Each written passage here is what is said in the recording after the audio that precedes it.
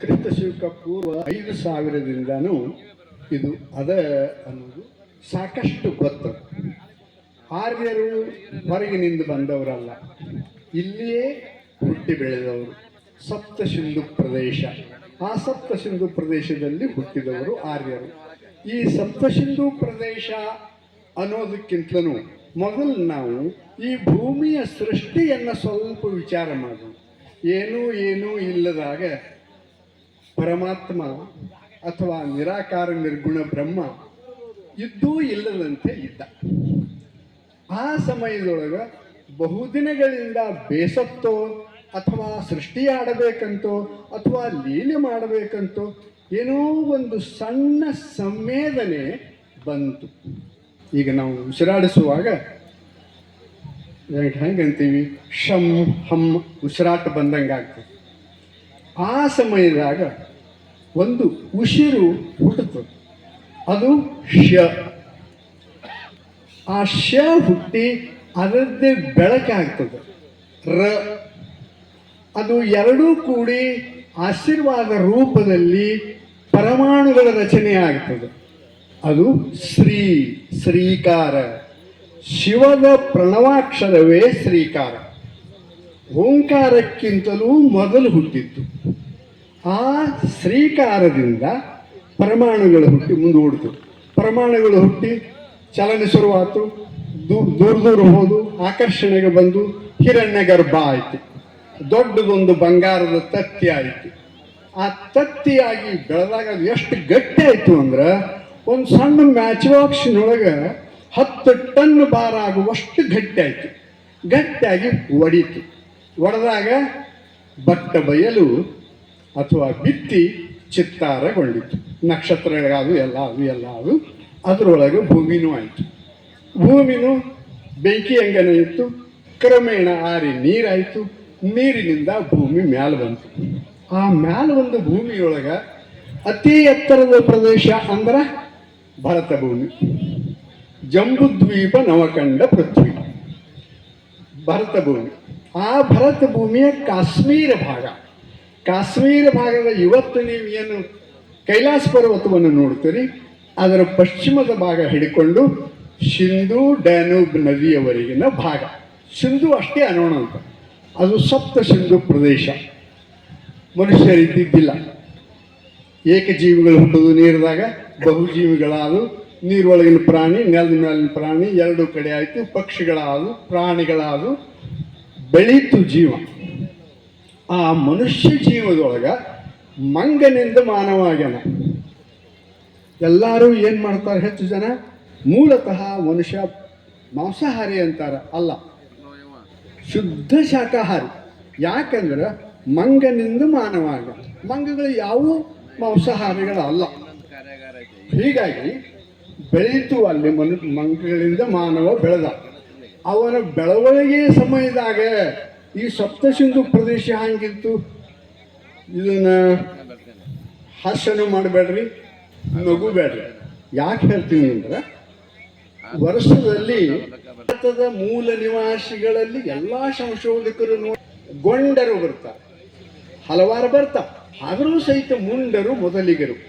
ಆ ಮುಂಡರಲ್ಲಿ ಬುದ್ಧಿವಂತಿಕೆ ಪರಿವರ್ತನೆಯಾಗಿ ಈ ಬಂಗಾರ ಭಾಳ ಓಡಿಸಿದ ನಂತರ ಬಂಗಾರ ಹರಿದು ಬರೋದನ್ನು ಸಣ್ಣ ಸಣ್ಣ ಹೊಂಡಗಳನ್ನು ಮಾಡಿ ಅದನ್ನು ಹಿಡಿದು ಮಣ್ಣಿನ ಹರಿವಿ ಒಳಗೆ ಮೊದಲು ತುಂಬಿಕೊಂಡು, ಮಣ್ಣಿನ ಸುಟ್ಟದ ಮತ್ತು ಹಸಿದಲ್ಲ, ಮಣ್ಣಿನ ಹರಿವಿ ಒಳಗೆ ಮೊದಲು ತುಂಬಿಕೊಂಡು ನಂತರದಲ್ಲಿ ಅದು ಒಣಗಿದ ನಂತರ ಅದನ್ನು ಒಡೆದು ಲೋಹದ ಹಂಡೆಗಳನ್ನು ಮಾಡಿ ತುಂಬ್ಕೋತಿದ್ರು.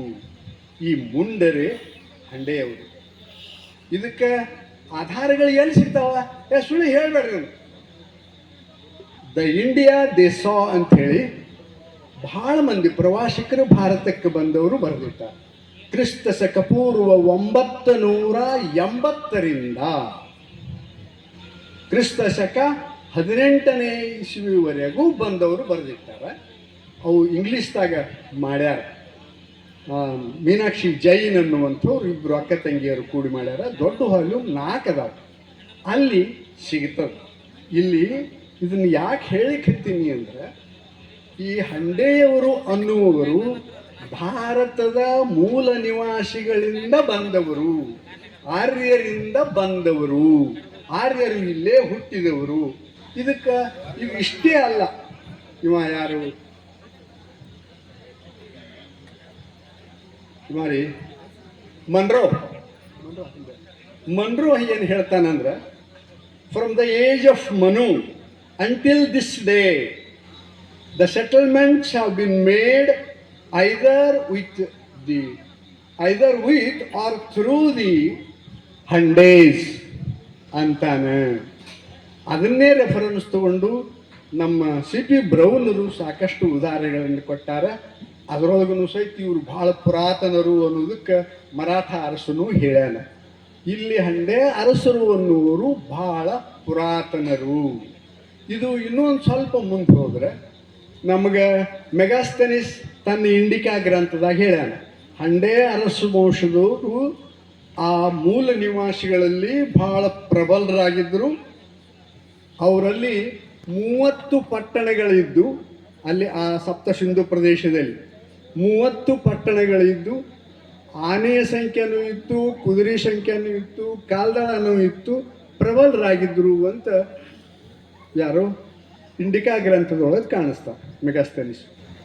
ಆಮೇಲೆ ಜೇಮ್ಸ್ ಟೋಡ್ ಅನ್ನುವ ರಾಜಸ್ಥಾನದ ಇತಿಹಾಸವನ್ನು ಹೇಳುವಾಗ, annals and antiquities of Rajasthan ಅಂತ ಹೇಳುವಾಗ, ಅಂಡೀರನ್ ರೂಪ ಅನಾಯಾಸವಾಗಿ ಅನಿವಾರ್ಯವಾಗಿ ಈ ಸ್ಥಾನವನ್ನು ಬಿಟ್ಟು ಹೋಗಬೇಕಾಯಿತು ಅಂತ ಹೇಳ್ತಾರೆ. ಯಾಕೆ ಅವ ಇಲ್ಲಿ ಅಲ್ಲಿಂದ ಬಿಟ್ಟು ಯಾಕೆ ಹೋದ, ಈ ಕಡೆ ಯಾಕೆ ಬಂದ? ಅಲ್ಲಿ ಆರ್ಯ ವೃತ್ತದೊಳಗೆ ರಚನೆಯಾಗಿ ಆರ್ಯರು ಹುಟ್ಟಿ ಸೂರ್ಯವಂಶ ಚಂದ್ರವಂಶವಾಗಿ ಅಲ್ಲಿ ಬ್ರಾಹ್ಮಣ ಕ್ಷತ್ರಿಯ ಅನ್ನೋ ಭಾಗ ಮೊದಲು ಹುಟ್ಟಿ ಕ್ಷತ್ರಿಯ ರಕ್ಷಕರಾಗಿ ಬ್ರಾಹ್ಮಣರು ಬ್ರಹ್ಮಜ್ಞಾನಿಗಳಾಗಿ ಅವ್ರ ಒಡನ ಸಿಕ್ಕಾಪಟ್ಟೆ ಅದು ಇರೋದು ಯಾಕೆ ಬಂದ ಪ್ರಶ್ನೆ ಇಲ್ಲ. ಅಲ್ಲಿ ಮುಂದೆ ದಾಸರಾಜ್ಞೆ ಯುದ್ಧ ಆಗ್ತದೆ. ಒಂದು ಅಪಾಲ ಅನ್ನುವ ದಸ್ಯು ಹುಡುಗಿಯ ನಿಮಿತ್ತದಿಂದ, ಬ್ರಾಹ್ಮಣ ಹುಡುಗಿಯ ನಿಮಿತ್ತದಿಂದ ದಸ್ಸು ರಾಜಕುಮಾರನ ಜೋಡಿ ಓಡಿ ಹೋದದ್ದಕ್ಕೆ ದಾಸರಾಜ್ಞೆ ಯುದ್ಧ ಆಗ್ತದೆ. ಆವಾಗ ಈ ಅಂಡೀರನ್ ರೂಪ ತೆಳಗೆ ಬರ್ತಾನೆ ಬಂದು ಎಲ್ಲಿ ಬರುವಾಗ ತನ್ನ ಸೈನ್ಯ ಸಮೇತ ಅಲ್ಲಿ ಸೋಲ್ತಾನ. ದಾಸರಾಜ್ಞೆಯೊಳಗೆ ಸೋತು ಈ ಕಡೆ ತೆಳಗೆ ಬರ್ತಾನೆ. ಇದು ತೆಳಗೆ ಬಂದು ಈ ದಾರಿಯಿಂದ ಬರುವಾಗ ಎಡಬಲಗಳಲ್ಲಿ ಇದ್ದಂಥವ್ರನ್ನ ಗೆದೀತಾ ತನ್ನ ಸೈನ್ಯಕ್ಕೆ ಸೇರಿಸ್ತಾ ಮುತ್ತಿಗೆಗೂ ಬಂದಿರಬೇಕು. ಈಗ ವಿಚಾರ ಮಾಡಿನ ಅಲ್ಲಿ ಎಲ್ಲೂ ಇಲ್ಲ, ಅದು ಮುತ್ತಿಗೆಗೆ ಬಂದಿರಬೇಕು. ಯಾಕಂತೀನಿ ಅಂದರೆ ಮುತ್ತಿಗೆಯ ಎಲ್ಲ ಶಾಸನಗಳು ಪುರದ 300 ಮಂದಿ ತಂದವರು ಪುರದ ಪುರಾತನರು, ಪುರದ ಪ್ರಭುಗಳು, ಅರಸರು ಅನ್ಕೊಂಡು ದಾನ ಮಾಡಿದ್ದನ್ನು, ಮಂದಿರಗಳನ್ನು ಕಟ್ಟಿದ್ದನ್ನು, ಅವರು ರಾಜ್ಯಾಡಳಿತ ಮತ್ತು ಎಲ್ಲರೂ ದಂಡಾಧಿಕಾರಿಗಳು 300 ಮಂದಿ ರಾಜರಲ್ಲ. ಅದರೊಳಗೆ ಮೊದಲನೆಯ ಬ್ರಹ್ಮರಸ ಅನ್ನುವ ಈ ಕಲ್ಯಾಣ ಚಾಲುಕ್ಯ ಚಕ್ರವರ್ತಿಗಳಲ್ಲಿ ಅವನು ಒಬ್ಬ ಅನ್ನೋದನ್ನು ಶಾಸನ ಹೇಳ್ತದೆ. ಅಷ್ಟರ ಮಟ್ಟಿಗೆ ಪ್ರಬಲನಾಗಿದ್ದ. ಆ ಬ್ರಹ್ಮರಸ ಗೋವಿಂದರಸ ಅನ್ನುವ ರಾವಣ ಶಿವನನ್ನು ಸ್ಥಾಪನೆ ಮಾಡಿದ ಸಮುದ್ರ ದಂಡೆಯೊಳಗೆ. ಅದೇ ರೀತಿ ಇಲ್ಲಿ ಮುತ್ತಿಗೆಯಲ್ಲಿ ರಾಮನನ್ನು ಸ್ಥಾಪನೆ ಮಾಡ್ತಾನೆ. ಯಾರು? ಗೋವಿಂದರಸ. ಅದನ್ನ ಉದಾಹರಣೆ ಕೊಡ್ತಾರೆ ಶಾಸನದಾಗ. ನಾನು ಕೈಲಿ ಹೇಳ್ತಾ ಇಲ್ಲ, ಶಾಸನದಲ್ಲಿ ಉದಾಹರಣೆ ಕೊಡ್ಲಿಕ್ಕೆ. ಇನ್ನೊಂದು ಕೆಲಸ ಏನು ಮಾಡ್ತಾನೆ ಅಂದ್ರೆ ತತ್ವಚಿಂತನೆಯನ್ನು ಮಾಡೋದು. ತತ್ವಚಿಂತನೆ ಹ್ಯಾಂಗಿತ್ತು ಅಂತಂದ್ರೆ, ಅಲ್ಲಿ ಈ ಸೀತೆಯ ತಂದೆ ಜನಕರಾಜ ಏನು ಯಾಜ್ಞವಲ್ಕ್ಯರ ನೇತೃತ್ವದಲ್ಲಿ ತತ್ವಚಿಂತನೆ ಮಾಡ್ತಿದ್ದ ದಿನಾಲು. ಅದು ದೊಡ್ಡ ಕಥೆ ಬರ್ತದೆ. ಹಾಗೆ ಇಲ್ಲಿ ಇವ ವಿಷ್ಣು ಭಟ್ಟನ ನೇತೃತ್ವದಲ್ಲಿ ಧರ್ಮಚಿಂತನೆಯನ್ನು ಮಾಡ್ತಿರ್ತಾನೆ. ಅಂದ್ರೆ ಇಲ್ಲಿ ಮುತ್ತಿಗೆ ದಾನದಲ್ಲಿಯೂ ತತ್ವಚಿಂತನೆಯಲ್ಲಿಯೂ ಅದು ಭಾಳ ವರ್ಣನ. ಅದು ಮುತ್ತಿಗೆ ಅಷ್ಟು ಶಾಸನ ಓದಿದ್ರೆ ಗೊತ್ತಾಗ್ತದೆ ನಿಮಗೆ ಎಷ್ಟು ಉತ್ತಮ ಮಟ್ಟದ್ದದ. ಅಂದ್ರೆ ಅವರು ಮೂಲ ನಿವಾಸಿಗಳು 300 ಮಂದಿ ಎಷ್ಟು ಶ್ರೇಷ್ಠರಿದ್ರು ಅಂದ್ರೆ ಎಲ್ಲರೂ ಬರೇ ದಂಡಾಧಿಕಾರಿಗಳು, ಚಕ್ರವರ್ತಿ ಆಗಿಲ್ಲ. ಎಲ್ಲ ಚಕ್ರವರ್ತಿಗೆ ಸಹಾಯವಾಗುವವರು, ಎಲ್ಲ ಚಕ್ರವರ್ತಿಗಳನ್ನು ಬೆಳೆಸುವವರು ಅಂಥವರಿದ್ದು ಅಲ್ಲಿ ಈ ಮುತ್ತಿಗೆ ಅನ್ನೋದು ಈ ಅಂಡೀರನ್ ರೂಪ ಹಂಡೆ ಅರಸರ ಮೂಲಕ ಬಂದದ ಅನ್ನಿಸ್ತದೆ. ಅದಕ್ಕಾಗಿ ಹಂಡೆ ಅರಸರು ಪುರಾತನರು. ಇದಕ್ಕಿನ್ನೂ ಭಾಳಷ್ಟು ಅದಾವ. ಯಾಕಂದ್ರೆ ಚೀಟಿ ಕೊಟ್ಟಾರ ಬಿಡು ಅಂದಾರ. ಒಟ್ಟಾರೆ ಸಾಕಷ್ಟು ಆಧಾರಗಳಿದ್ದು ಅದನ್ನು ಪುಸ್ತಕದಾಗೂ ಐತಿ. ಮುತ್ತಿಗೆ ಅನ್ನೋದನ್ನು ಮುಖಪುಟ ಓದಿದ್ರು ಅದರೊಳಗೆ ತಿಳಿಯುತ್ತದೆ. ಆದರೆ ಈ ಹಂಡೆ ಅರಸರು ಅನ್ನುವರು, ಅರಸು ವಂಶ ಅನ್ನೋದು ದೇವಾಂಶವಾದದ್ದು ಅಂದಾರೆ. ಮತ್ತು ಮ್ಯಾಲ ಇಲ್ಲೊಂದು ಓದ್ತೀನಿ ನೋಡಿ. The Hande family is very ancient, lit of many days, providence divine. ಯಾರಂತಾರೆ ಇದನ್ನು? ಮರಾಠ ಅರಸ ಮುರಾರಿ ರಾವ್ ಹೇಳ್ಯಾನ ಇದನ್ನು. ಅಂದ್ರೆ ಇವರು ಎಷ್ಟು ಶ್ರೇಷ್ಠರಿದ್ದರು ಅಂತ, ಇವರು ನಡತೆಯಲ್ಲಿ ಎಷ್ಟು ಉತ್ತಮರಾಗಿದ್ದರು ಅಂತ, ಪ್ರಜೆಗಳ ರಕ್ಷಣೆಯೇ ನಮ್ಮ ರಕ್ಷಣೆ ಅಂತ. ಆಮೇಲೆ ಇನ್ನೊಬ್ಬ ಶಿವಧರ್ಮವೇ ಧರ್ಮ, ಶಿವಲಿಂಗವೇ ಶ್ರೇಷ್ಠ ಅಂದ್ಕೊಂಡು ಮುತ್ತಿಗೆಯಲ್ಲಿ ಶಿವಲಿಂಗಗಳನ್ನು ಸ್ಥಾಪನೆ ಮಾಡ್ಯಾನ, ಮಂದಿರವನ್ನು ಕಟ್ಟ್ಯಾನ, ದಾನ ಮಾಡ್ಯಾನ. ಇದರ ಜೊತೆಯಲ್ಲಿ ಉಳಿದ ಕೆಲವು ಶಾಸನಗಳಲ್ಲಿ ಸಿಗ್ತದೆ. ಈ ಹಂಡೆ ಅರಸರು ಪರಮ ಮಹೇಶ್ವರರು, ವೀರ ಮಹೇಶ್ವರರು. ಬೈಜ ರಸ ಅಂತೂ ಬಂದರು. ಬೈಜ ಕುಲ, ಬೈರ ಅಂದ್ರೆ ಸರಿಗಳು ಮುಂಜಾನೆ, ಬಾರ ಬೈರ ಬೀರ ಅಂದ್ರೆ ಬೈಜ ಶಿವ. ಇಲ್ಲಿ ಬೈಜ ಕುಲ ಅಂದ್ರೆ ಶಿವಕುಲ. ಈ ಹಂಡೆ ಅರಸರು ಶಿವಕುಲಕ್ಕೆ ಹೊಂದಿದವರು. ಮತ್ತು ಕೆಲವು ಶಾಸನಗಳಲ್ಲಿ ರಾಜಾದಿ ರಾಜಶ್ರೀ ಗೋತ್ರ, ರಾಜಶ್ರೀ ಗೋತ್ರ ಅಂದ್ರೆ ರಾಜಗೋತ್ರವೇ ಇವ್ರದಾಗಿತ್ತು, ಎಂದಿನಿಂದೋ ಇತ್ತು ಅನ್ನೋದಕ್ಕೆ ಇಂಥವು ಬಹಳಷ್ಟು ಇರ್ತಾವ. ಆ ನದಿ ಹೆಸರಿಗೆ ಸರಿ ಎಲ್ಲ ಬರ್ಕೊಂಡು ಬಂದ ಸಪ್ತ ಸಿಂಧು ಪ್ರದೇಶದ್ದು ಏನೇನು ಆಯಿತು ಅಲ್ಲಿ ನೋಟು ಕೊಟ್ಟು ಸಾಕಂದಾರ. ಒಟ್ಟಾರೆ ಹೇಳ್ತೀನಿ, ಈ ಹಂಡೆ ಅರಸು ವಂಶ ಬಹಳ ಪುರಾತನವಾದದ್ದು. ಹಂಡೆ ಅನ್ನೋದು ಬಂಗಾರ ಸಂಗ್ರಹ ಮಾಡಿಕೊಳ್ಳೋದ್ರಿಂದ ಬಂದದ್ದು ಹೌದು.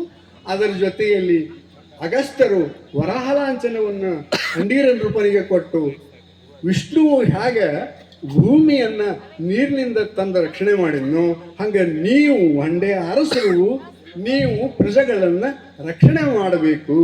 ಅದಕ್ಕಾಗಿ ಆ ವರಾಹ ಲಾಂಛನವನ್ನು ಕೊಟ್ಟಾನ. ಈ ಎಲ್ಲ ಕಾರಣಗಳಿಂದ ಇದು ಡಿವೈನ್ ಏನು ಫ್ಯಾಮಿಲಿ ಅನ್ಲಿಕ್ಕೆ ಇಲ್ಲಿ ಮುರಾರಿ ರಾವ್ ಹೇಳ್ಯಾನ ಅಂತ ಹೇಳಿ ಪುರಾತನರು ಇವರು ಸಾಕಷ್ಟು ಅನ್ನೋದನ್ನು ಹೇಳಿ ನನ್ನ ಮಾತಿಗೆ ವಿರಾಮ ಕೊಡ್ತಾರೆ.